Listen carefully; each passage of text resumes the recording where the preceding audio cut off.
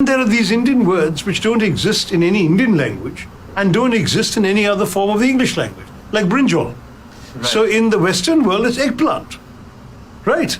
And in India, there is no Indian language where it's called brinjal. It's called bengan, it's called vaidarinya in Malayalam, begun in Bangla. Yeah. But you can't have anyone saying brinjal except in Indian English.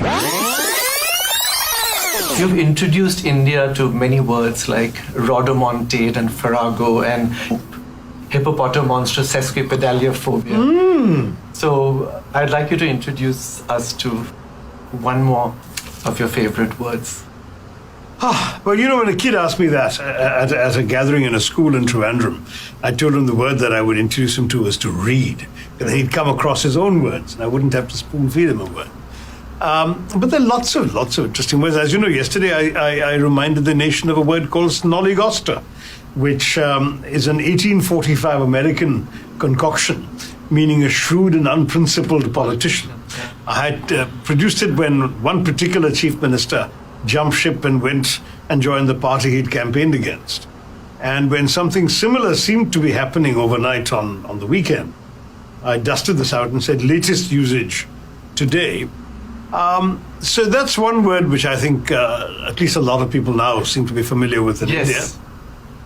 Another word that I've been fond of in the sense that I feel it could be used more often, especially in our politics, is defenestrate. Defenestrate means literally to throw out of the window, but it's meant to be used to simply mean to reject, to discard, to expel, all of those things.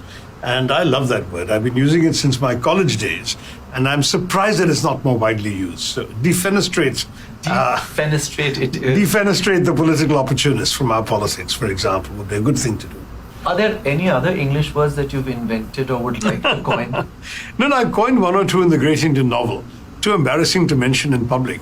But they never caught on, so we can. But please tell us. No, I can't. Not on TV. Oh, okay. This is going to remain on the net as a permanent indictment. Oh, so it's and I coined a slightly naughty word in the Great Indian Novel, which I'll whisper to you, and you can go and look it up later. Okay. But you won't catch me saying it. Okay. All right.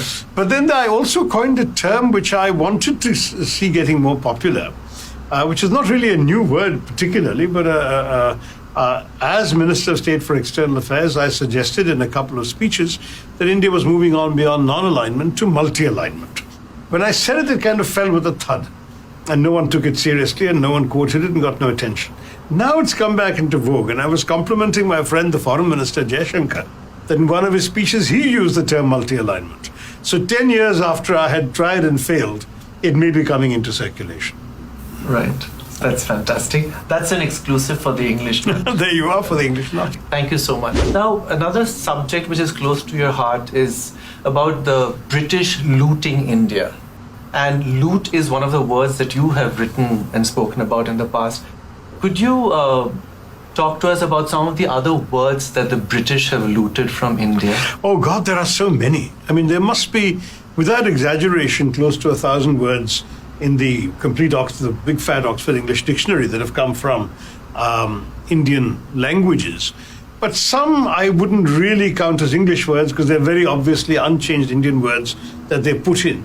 Some, however, though very much current in English usage, and many English people don't realize have come from India, to the Indian ear are very obviously Indian, like jungle, bungalow, things that guru, yoga. I mean, many people, oddly enough, in the Western world don't realize that these words have come from Indian languages.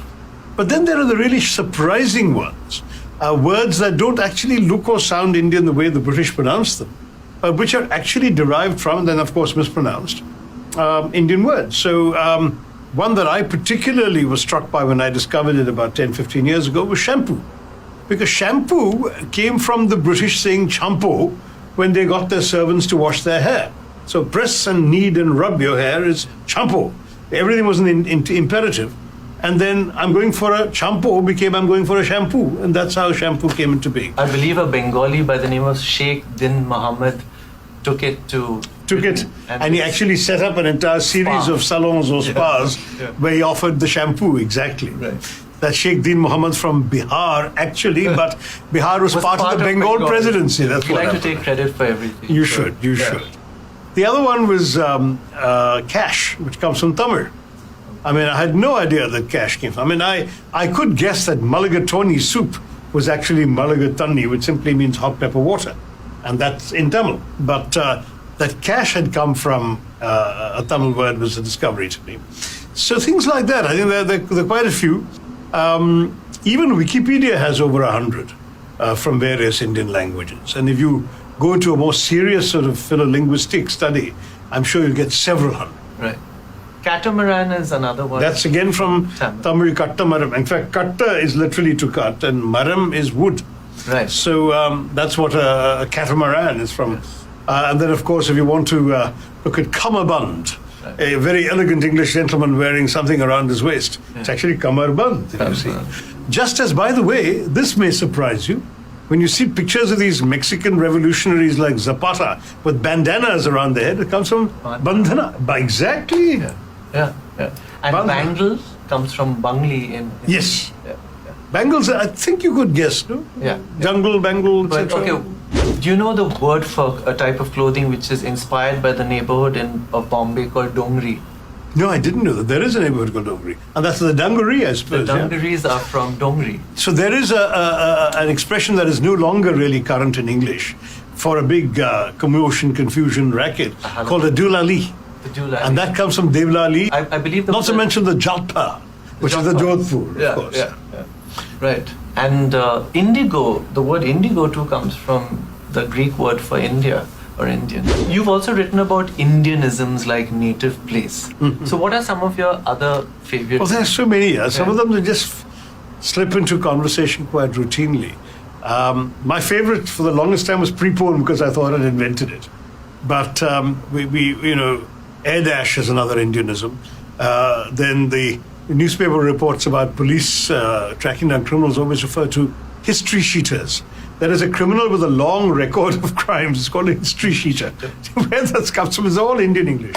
Then there's, of course, the expressions, of which the most famous one is please adjust. Kindly adjust, actually. Not please adjust, kindly adjust. That is when a fifth person sits on a bench meant for two and says, kindly adjust. Then there's also the classic, we are like this only.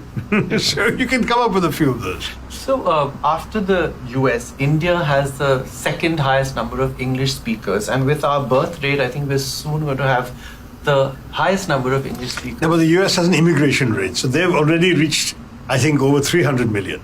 Okay. Whereas our census severely undercounts us. Yeah. So we may find it difficult to have bragging rights over the actual numbers. Right. Because, for example, in the Indian census, I'm not considered an English speaker. Since the census only asked me what's my mother tongue, which is Malayalam, so I'm not listed. They didn't, at least the year that I did the census, there was no supplementary question saying what other languages do you know. So they've underestimated the number. Seriously underestimated. In fact, I think the official census claim is 2% speak English. Right. Which is a massive undercount. Correct. So I would say the reality is somewhere between 10 and 20%, with varying degrees of competence and fluency of the Indian population. Now, if we take that number, then you're looking at about 260 million, which is still lower than America. So, but I think that with our birth rate, we are going to, exceed. All right, good for you and your faith in our birth rate. So anyway, because that brings me to the next question, which I want to ask you. With the growing number of English speakers in India and with our growing influence in the world, do you think that passengers on the London Underground wearing cashmere sweaters will ask other passengers to kindly adjust? Will New Yorkers ask their meetings to be preponed? And will tanned Torontonians describe their complexion as wheatish? Wheatish, that's a good one. Do you think that these words will find their way into the rest of the world? No, actually no. I'll tell you what, one of the strengths as well of English is the fact that there are so many regional variants. That, there's a very distinctive Australian English, which even New Zealanders can tell apart from a New Zealander's English, though we probably can't. And there are real distinctions between the English spoken around London and the English spoken around Yorkshire, let alone Scotland or Ireland. And all these variations have what makes it distinctive, and therefore Indian English has every right to be as distinctive as Irish English or American English. And it's curious, for example, that in India, at least for the longest time, I've not heard it much since returning to India, but when I left India, people still spoke in furlongs. How far are you? It's just a couple of furlongs down the road. But no one in England has used furlong for 100 years. So we had a word in English. Yeah. Then there are these Indian words which don't exist in any Indian language and don't exist in any other form of the English language, like brinjal. Right. So in the Western world, it's eggplant, right? And in India, there is no Indian language where it's called brinjal. It's called bengan, it's called vaidarinya in Malayalam, begun in Bangla. Yeah. But you can't have anyone saying brinjal except in Indian English. So Right. where did it come from? I haven't looked it up. But the fact is, it's an Indian English word that only exists in Indian English.